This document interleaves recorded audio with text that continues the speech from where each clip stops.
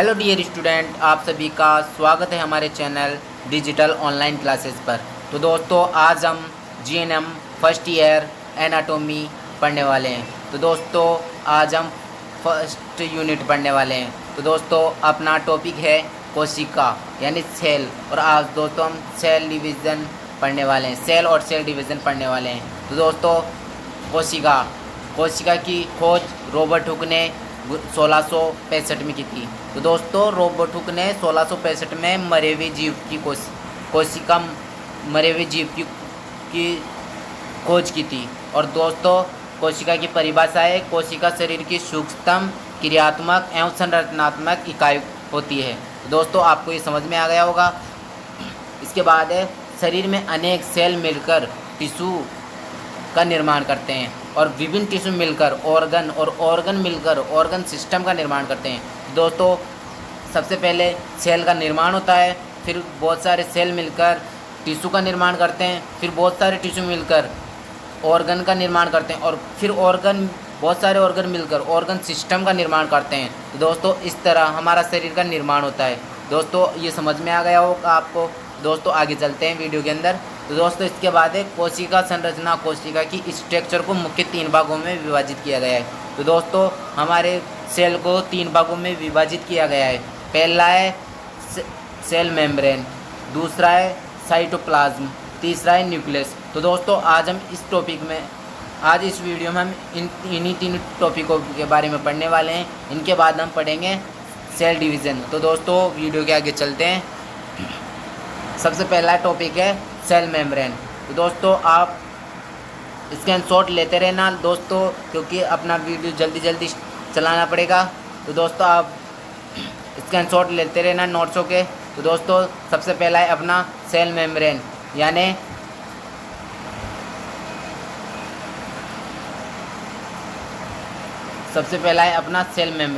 Cell membrane यानी कोशिका झिल्ली।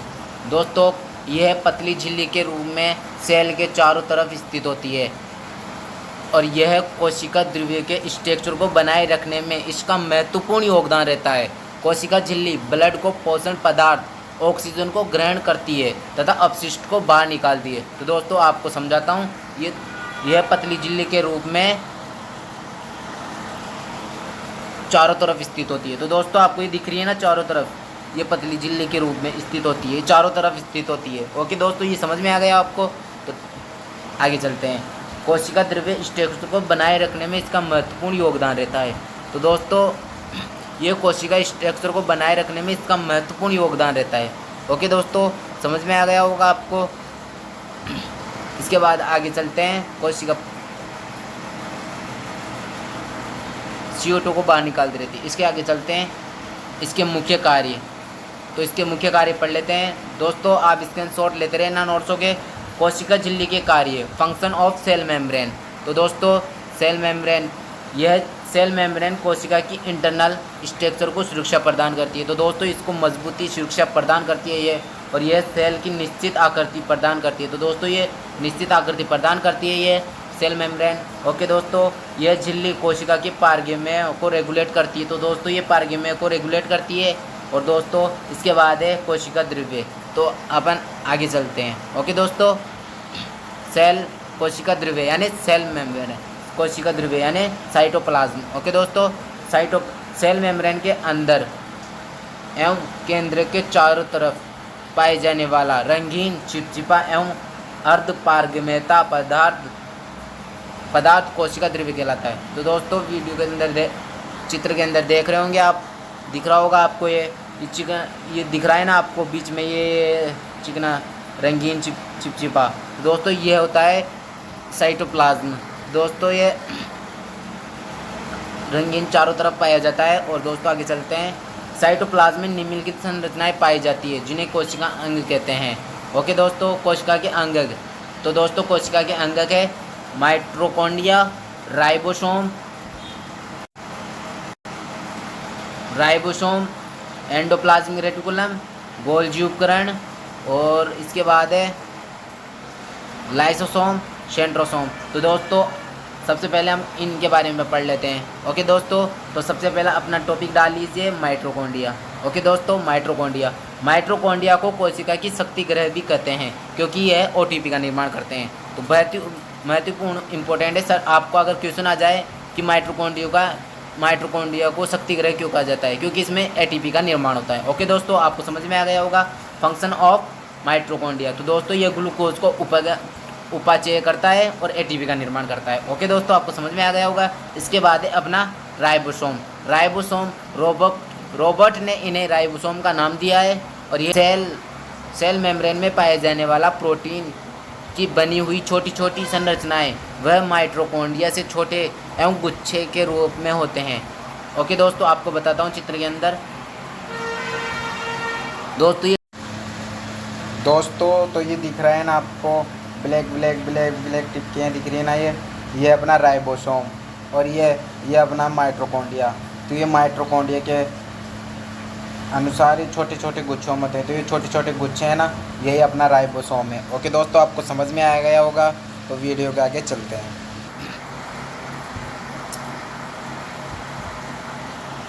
और इसके अंदर राइबोन्यूक्लियस प्रोटीन होते हैं। तो दोस्तों इसके अंदर राइबोन्यूक्लियस प्रोटीन होता है। इसके मुख्य कार्य प्रोटीन का निर्माण करता है। और दोस्तों इसका मुख्य कारण होता है कि प्रोटीन का निर्माण करता है और इससे राइबोसोम को प्रोटीन की फैक्ट्री या सेल इंजन भी कहा जाता है। ओके दोस्तों, कहा जाता है। एंडोप्लाज्मिक रेटिकुलम है। ओके दोस्तों, इसके बाद अगला टॉपिक है अपना एंडोप्लाज्मिक रेटिकुलम।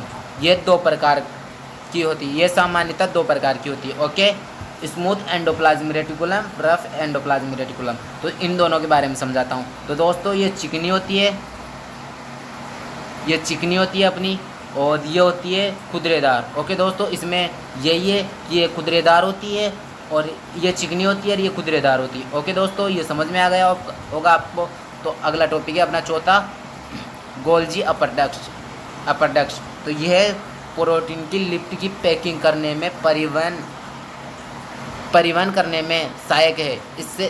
इसलिए इसे सेल का पोस्ट ऑफिस भी कहते हैं। हाँ दोस्तों, तो इसमें लिपिड की पैकिंग, परिवहन मतलब ट्रांसलेशन एक दूसरे के पास पहुंचाने का कार्य करती है और इसलिए इसे सेल का पोस्ट ऑफिस भी कहते हैं। ओके दोस्तों, आपको समझ में आ गया होगा कि ये ले जाने ट्रांसफर करने का कार्य मतलब परिवहन, पैकिंग का परिवहन, ले जाने का कार्य करती है। ओके दोस्तों, गोल्जी अपर डक्ट समझ में आ गया होगा आपको कि ये प्रोटीन और लिपिड को पैकिंग करने में सहायक है, इसलिए इसे सेल पोस्ट ऑफिस भी कहते हैं।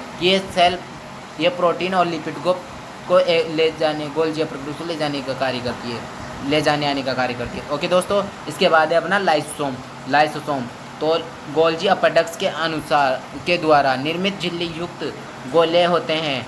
यह विशेष परिस्थितियों में अपने अंत पदार्थों को भी पचा जाता है, इसलिए इन्हें आत्मघाती थैली, सुसाइड बैग भी कहा जाता है। ओके दोस्तों, तो इसमें आपको समझाता हूँ। दोस्तों ये अपर डक्ट गोल्जी द्वारा निर्मित झिल्ली युक्त गोले, यह विशेष परिस्थितियों में, तो दोस्तों ये विशेष परिस्थितियों में अपने आप को ही पचा जाता है, अपने पदार्थ को भी पचा जाता है। ओके दोस्तों, इसलिए इसे आत्मघाती थैली भी कहा जाता है। तो आपको अगर सवाल पूछ ले कि लाइसोसोम आत्मघाती क्यों कहा जाता है, क्योंकि ये अपने पदार्थ को अपने आप को ही खा जाता है। ओके दोस्तों, अपने पदार्थ को ही खा जाता है। ओके दोस्तों, आपको समझ में आ गया होगा। इसके आगे चलते हैं, इसके फंक्शन ऑफ लाइसोसोम। ओके, ये अन्य कोशिकाएं पाचन करता है। दोस्तों ये अन्य कोशिकाओं को पाचन कर देता है, अन्य कोशिकाओं के। ओके, ये स्वभक्षण होता है। तो दोस्तों ये अपने आप के पदार्थ को भी खा जाता है। ओके दोस्तों, ये ऑटोलाइसिस होता है। ओके दोस्तों, ये ऑस्टोजियोनिसिस भी होता है। ओके दोस्तों, यह समझ में आ गया होगा आपको। इसके बाद है अपना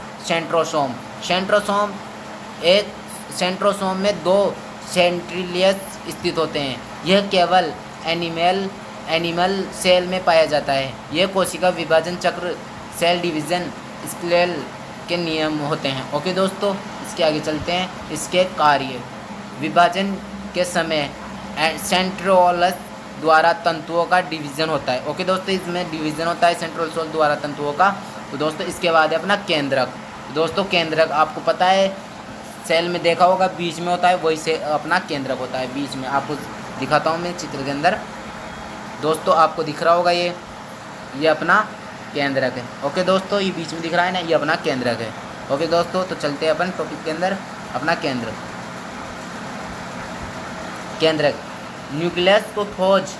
न्यूक्लियस की खोज का श्रेय रॉबर्ट ब्राउन को दिया जाता है। तो दोस्तों, न्यूक्लियस की खोज का आपको पूछ ले कि न्यूक्लियस की खोज का श्रेय किसे दिया जाता है, तो आप बताना रॉबर्ट ब्राउन को दिया जाता है। ओके दोस्तों, यह कोशिका का सबसे बड़ा अंगक लार्जेस्ट ऑर्गन होता है। ओके दोस्तों, ये सबसे बड़ा अंगक होता है, अपने सेल में होता है ना, सबसे बड़ा अंग होता है, इसे लार्जेस्ट ऑर्गन होता है। ओके दोस्तों, ह्यूमन बॉडी की समस्त कोशिकाओं में न्यूक्लियस पाया जाता है, लेकिन मनुष्य में एथ्रोसिस्ट लाल रक्त कणिकाएं में न्यूक्लियस नहीं पाया जाता। न्यूक्लियस कोशिकाओं के सभी कार्यों को नियंत्रण करता है। ओके दोस्तों, केंद्र के भीतर विद्यमान द्रव्य केंद्रीय द्रव्य या न्यूक्लियस कहते हैं। ओके, केंद्र के भीतर विद्यमान द्रव्य को केंद्रीय द्रव्य या न्यूक्लियस भी कहते हैं। ओके दोस्तों, केंद्र के भीतर धागेनुमा अवयव उपस्थित होते हैं, जो मुख्यतः प्रोटीन से निर्मित होते हैं। धागे के इन गुच्छों को प्रोटीन या गुणसूत्र कहते हैं। और मनुष्य में क्रोमोसोम की संख्या 46 होती है। न्यूक्लियस के अंदर एक छोटी गाठी गोली संरचना होती है, जो कि केंद्र कहलाती है। तो दोस्तों, आपको बताता हूँ दोस्तों, ये अपना केंद्रक है। दोस्तों, ये अपना केंद्रक है, और इसके अंदर आपको बताता हूँ, केंद्र के भीतर धागेनुमा ये गुच्छे होते हैं। दोस्तों, ये आपको गुच्छे दिख रहे होंगे, ये गुच्छे दिख रहे होंगे आपको, ये दिख रहे हैं ना दोस्तों, ये गुच्छे दिख रहे हैं आपको, ये दिख रहे हैं ना ये दोस्तों, ये दिख रहे हैं, ये गुच्छे हैं। ओके दोस्तों, ये गुच्छे हैं, इनके बारे में बता रहा है ये।